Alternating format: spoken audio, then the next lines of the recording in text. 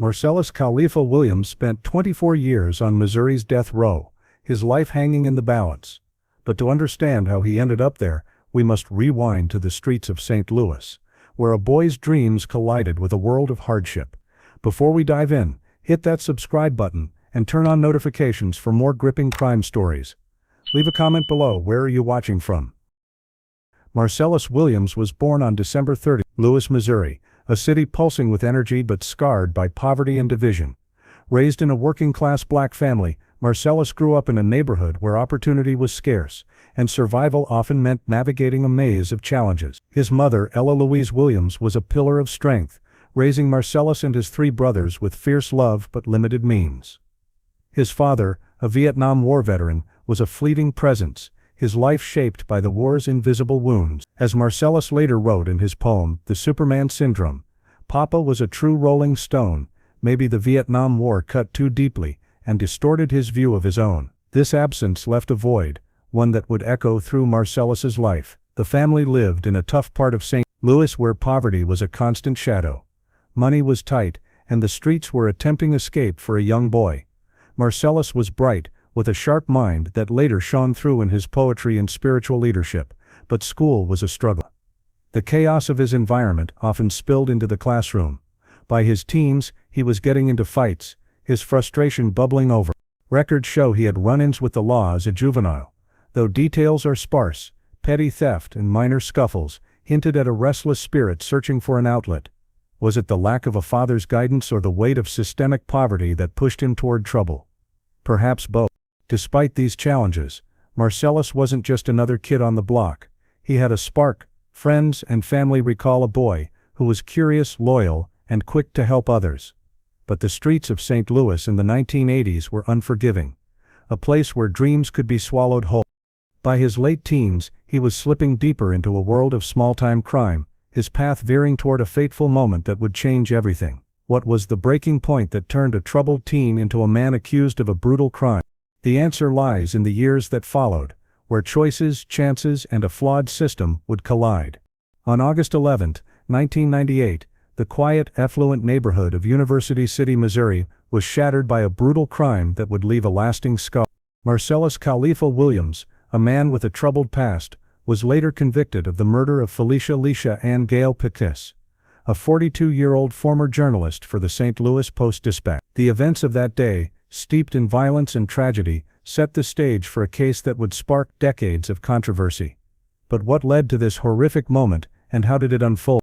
Felicia Gale, known for her warmth and dedication to helping others, had left her reporting career in 1992 to focus on philanthropy, mentoring disadvantaged children, and volunteering in her community. She lived with her husband, Daniel Pickus, a respected radiologist, in a gated community meant to offer safety. On that fateful summer morning, around midday, Felicia was home alone. The house was calm, the shower running upstairs as she went about her day. Unbeknownst to her, danger was closing in.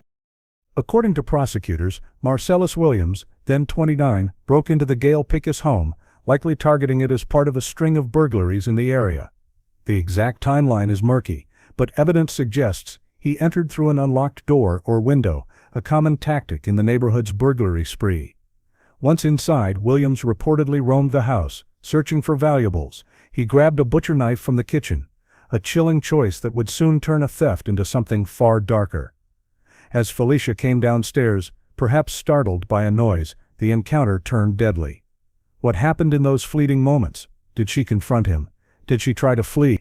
The answers remain locked in the silence of that tragic day. Felicia was stabbed up to 43 times, her body bearing the marks of a frenzied attack.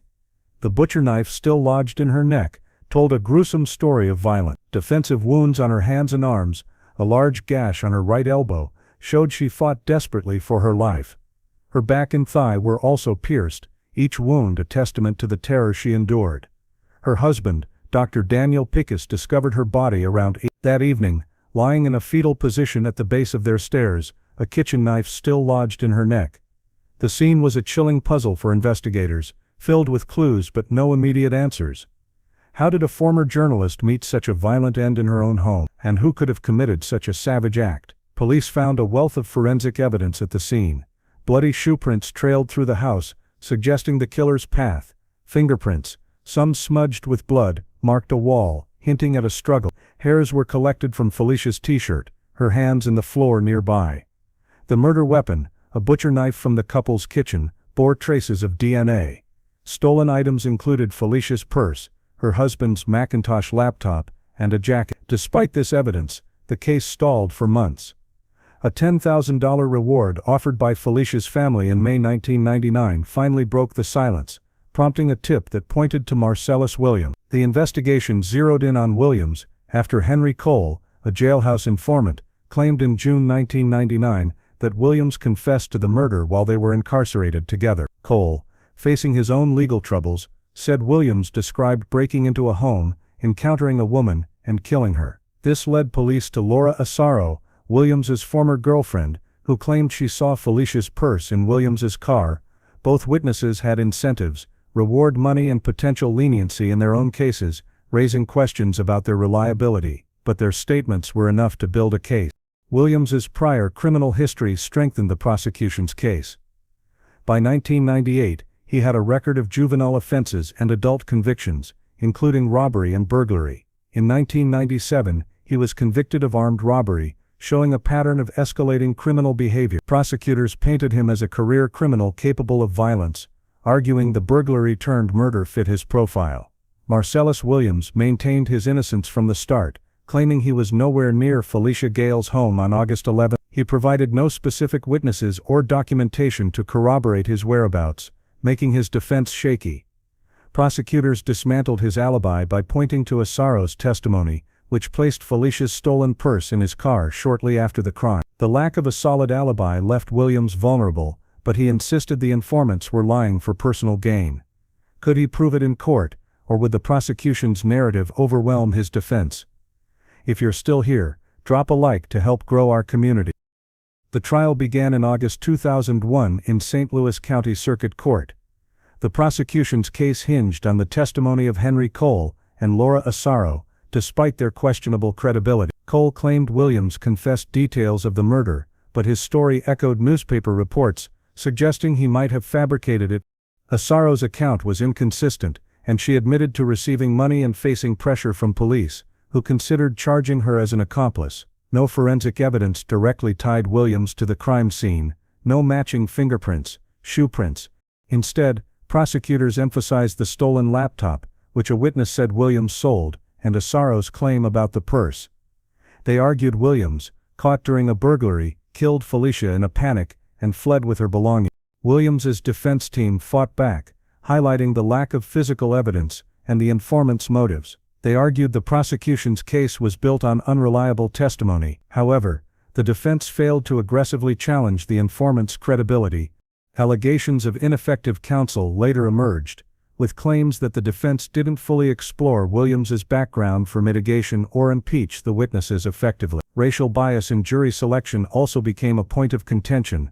Prosecutors struck 6 of 7 black prospective jurors, leaving only 1 black juror on the panel of 12. The jury deliberated for less than 2 hours, before returning a guilty verdict on August 24, 2001 for first-degree murder, robbery, and burglary. During the sentencing phase, the prosecution pushed for the death penalty, citing the crime's brutality and Williams's criminal history. The defense presented limited mitigation, failing to deeply explore Williams's troubled upbringing or mental health. On September 7, 2001, the jury recommended death and the judge sentenced Williams to death for the murder, plus 50 years for robbery and burglary. As Williams was led away, the question lingered: did the jury convict the right man, or had a flawed process sealed his fate? The absence of forensic links and the reliance on questionable witnesses would fuel decades of appeals and doubt. Marcellus Williams spent 24 years on Missouri's death row, confined at the Potosi Correctional Center in Washington County, a stark fortress of concrete and steel designed to hold the state's most serious offenders. Life on death row was isolating. Inmates spent up to 23 hours a day in single cells, roughly 6 by 9 feet, furnished with a metal bunk, a toilet, and a sink. For Williams, each day was a battle to find meaning in a place built to strip it away. Did he dwell on the crime he was convicted of, or did he hold fast to his claim of innocence? He converted to Islam early in his incarceration, taking the name Khalifa, meaning leader in Arabic, and became the imam for Muslim inmates at Potosi. His days were structured around prayer, study and reflection. He pored over Islamic texts, finding solace in faith, and wrote poetry that revealed a sharp mind, grappling with his past and the injustice he felt. In his poem Exoneration over Mitigation, he wrote, "How can those be stopped who use and abuse criminal justice as a tool to oppress a race?" His words, published in online journals and the Kansas City Star, showed a man wrestling with his fate while advocating for others. Was this a sign of genuine transformation? Williams pursued multiple appeals, focusing on the lack of forensic evidence linking him to Felicia Gale's murder and the unreliable testimony of incentivized witnesses. In 2016, DNA testing on the murder weapon excluded him as a contributor, fueling a 2017 stay of execution by then-Governor Eric Greitens, who appointed a board of inquiry to review the case. But hope faded when Governor Mike Parson dissolved the board. Williams formed bonds with other inmates, offering spiritual guidance as their imam. He encouraged younger prisoners to stay out of trouble, much like he had urged his own son Marcellus Jr. during visits. His interactions with guards were polite. He followed rules, avoiding conflicts that could worsen his situation. Yet the weight of his conviction never lifted. The absence of remorse in his public statements reflected his unwavering claim of innocence. The victim's family, still grieving Felicia Gale, might have wondered, was this a man at peace with his soul, or one refusing to face his past? On the morning of September 24, 2024, Marcellus Williams woke in his cell at Potosi Correctional Center, knowing it was his last day. Around 9 a.m., guards transferred him to the execution site at the Eastern Reception, Diagnostic and Correctional Center in Bonne Terre, a 20-minute drive through Missouri's rural heartland. Williams, now 55, had faced this moment twice before. Stays in 2015 and 2017 had spared him. But this time, no reprieve was coming. He spent his final hours in a holding cell, a small space with a phone for last calls. Around noon he spoke with his son Marcellus Jr., now 34 and raising a young son of his own. Williams urged him to use any proceeds from his case to fund therapy for his grandson, who was on the autism spectrum, a final act of selflessness. From 11 a.m. to 12:30 p.m., he met with his spiritual advisor Imam Jalahi Qassem, finding comfort in prayer and conversation. His legal team, including attorneys from the Innocence Project and Midwest Innocence Project, made last-ditch efforts, but the U.S. Supreme Court denied a stay that afternoon. As the clock ticked down, the reality of his fate settled in. Could his faith carry him through these final moments? For his last meal, Williams chose chicken wings and tater tots, a simple request that reflected his unpretentious nature. He ate alone, the food a brief distraction from the inevitable. At 5:50, witnesses including his son and two attorneys were escorted to the viewing area. No one from Felicia Gale's family attended. Williams was led to the execution chamber, a sterile room with a gurney under harsh fluorescent lights. Strapped down, covered by a white sheet up to his neck, he spoke briefly with his imam. His last words, written in advance and later released, were resolute: "All praise be to Allah in every situation." Did he mean to comfort his loved ones, or to affirm his faith in the face of death? The lethal injection began at 6. Williams wiggled his feet briefly, his head shifting slightly as the drugs took effect. His chest rose and fell about 6 times, then stilled. At 6:10 p.m., he was pronounced dead. The curtains closed, and the room fell silent. The execution, Missouri's 3rd that year, and the 100th since 1989, ended a 24-year saga marked by doubt and division. For Felicia Gale's family, the closure they sought remained elusive, as questions about Williams's guilt lingered. For Williams's supporters, his death was a stark reminder of a system that, in their eyes, failed an innocent man. Years after Marcellus Khalifa Williams was convicted of the 1998 murder of Felicia Gale, new evidence sparked hope that his claim of innocence might finally be heard. Did Missouri execute an innocent man, or was the evidence too muddled to know? The impact on Williams's family was profound. His son, Marcellus Williams Jr., who was 34 at the time of the execution, had spent years advocating for his father, clinging to hope through each appeal. The family faced not only grief, but also harassment, with reports of death threats following the execution. For them, the loss was compounded by the belief that Marcellus was wrongfully taken, their fight for justice cut short. Felicia Gale's family, too, was affected. They supported commuting Williams's sentence to life without parole, defining closure as letting him live, yet their wishes were ignored. The case left both families in a painful limbo. Society felt the ripples of Williams's case. His execution ignited a firestorm of debate. Social media erupted with outrage, with posts on X calling it a state-sponsored lynching and pointing to racial bias in the trial. The NAACP and Innocence Project condemned the execution, highlighting systemic issues like unreliable informant testimony and racial disparities in death penalty cases. Since the 1970s, nearly half of wrongful convictions in capital cases have involved informant testimony, disproportionately affecting black defendants like Williams. The case fueled calls for a moratorium on executions in Missouri and beyond, with advocates arguing that the risk of executing the innocent is too great. Williams's story became a rallying cry for criminal justice reform, exposing how flawed evidence, prosecutorial misconduct, and racial bias can lead to irreversible tragedy.